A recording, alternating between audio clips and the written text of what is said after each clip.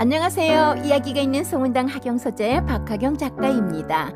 2박 3일로 밀양, 창원, 마산, 통영으로 여행을 다녀왔습니다.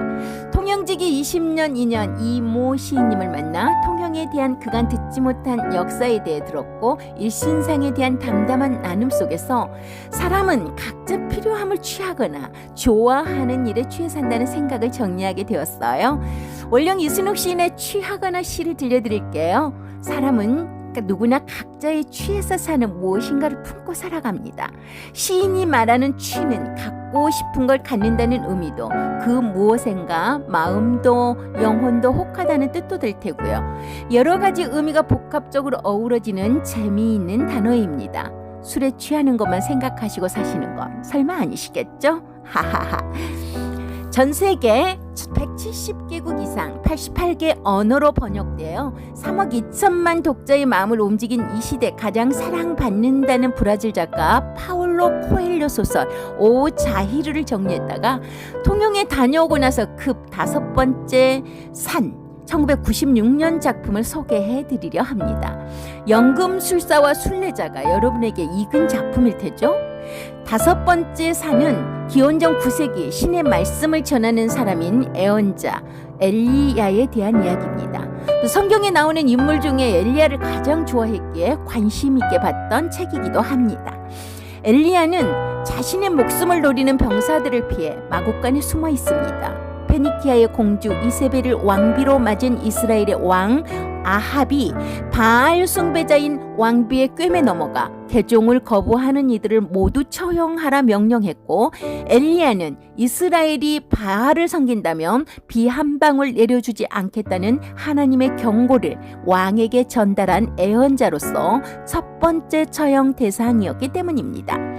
이윽고 아하방이 보낸 병사가 마국간에 들어닥치고 그와 함께 숨어있던 레위인 애언자가 화살을 맞고 쓰러지고 엘리야는 침착하게 자신의 죽음을 기다리지만 이스라엘 최고의 군수라는 병사는 헛손질만 계속하다가 자신의 실수가 엘리야를 죽이지 말라는 신의 의지일지도 모른다는 두려움을 품고 결국 그를 놓아주고 사라집니다.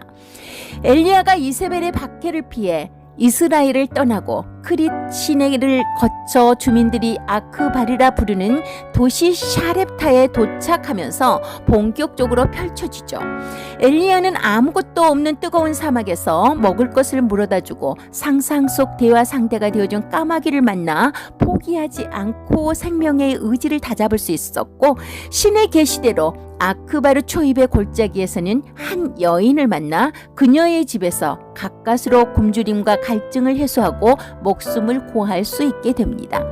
그러나 그가 페니키아의 공주였던 이세벨에게 쫓기는 이스라엘의 애언자라는 사실이 주민들에게 알려지고 오해와 갈등이 증폭되면서 위기가 닥칩니다.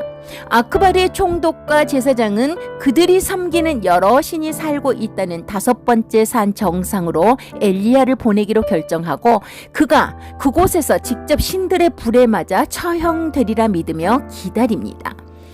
엘리야는 신이 내린 사명을 다하기 위해 자신이 좋아하던 일도 버리고 애언자로서 이스라엘을 떠나 아크바르로 간신히 도망쳤지만 피할 수도 납득할 수도 없는 거센 물살 같은 고난에 휩쓸리다 결국 5번째 산이라는 가장 큰 시련이자 도전 앞에 서게 되죠.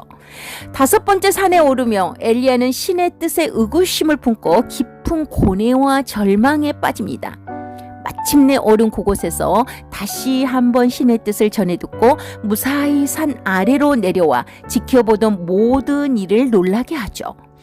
엘리야는 생의 마지막이라고 여겼던 5번째 산에서도 무사히 살아 돌아오지만 야속하게 그의 인생의 순환과 고통은 끝나지 않습니다.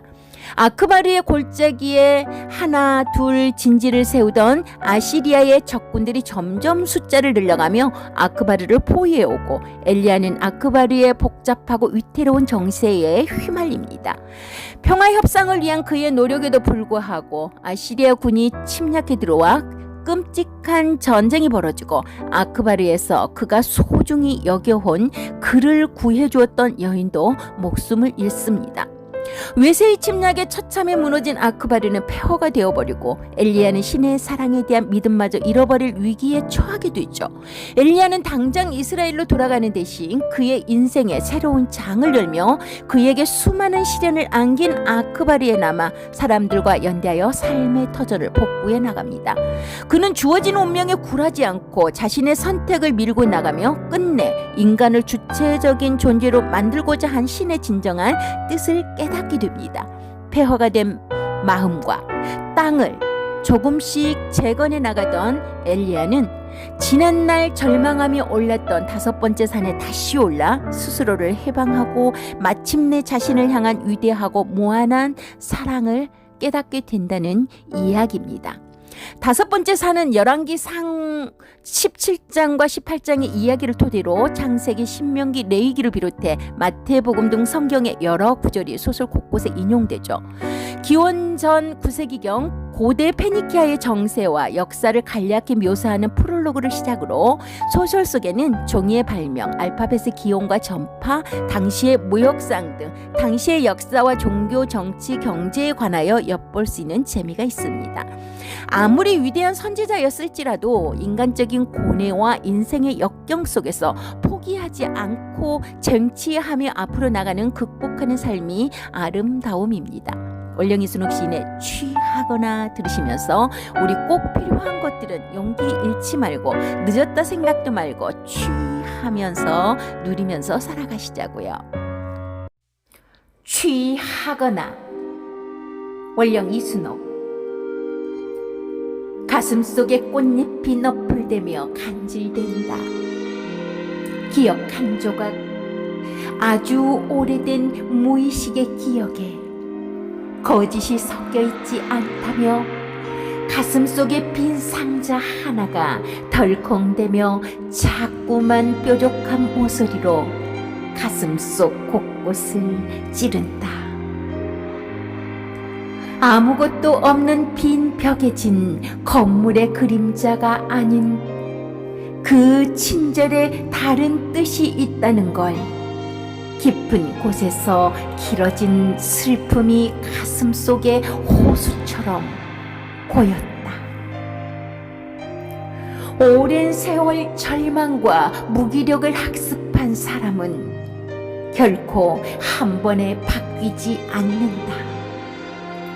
버릴 수 없는 것으로 착각하고 있는 건 아닌지, 누군가에겐 밥 한 술 뜨게 하는 하찮은 일이 정의일 수도 있는 일. 안타깝게도 모든 기억은 블랙아웃되어 사라진 지 오래건만 천년의 돌바닥에서 몸을 휘감고 올라와 이름 모를 별자리를 향해 솟구쳤다. 꽝 눌러 문 어금니가 아프다. 사랑니가 고개를 내밀었다.